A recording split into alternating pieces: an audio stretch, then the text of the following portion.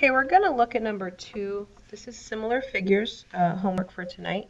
It says, given that triangle IJK is similar to triangle LMN, find the length of IJ, which is labeled X, and then the length of IK, which is labeled Y.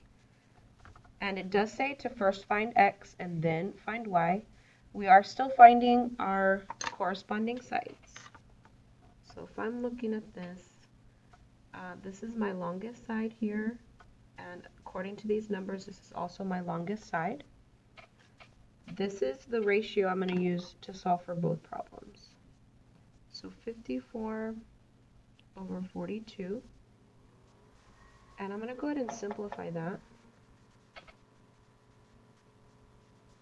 Let's see, 9 goes into 54, 7.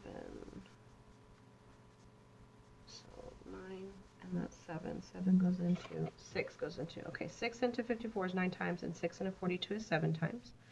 So 9 over 7 is my simplified ratio. And then I'm solving for X first.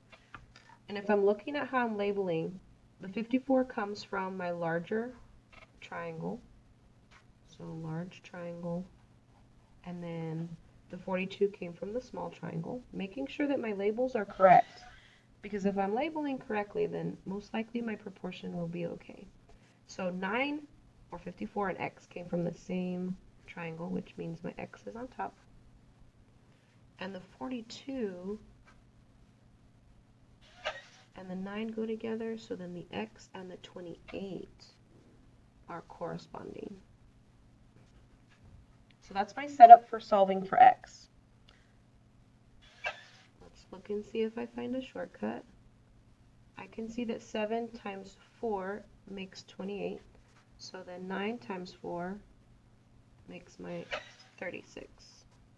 So X is equal to 36 here. I'm still going to continue to use this same setup, but my second ratio will change. So I'm going to have 9 over 7. This is going to be Y.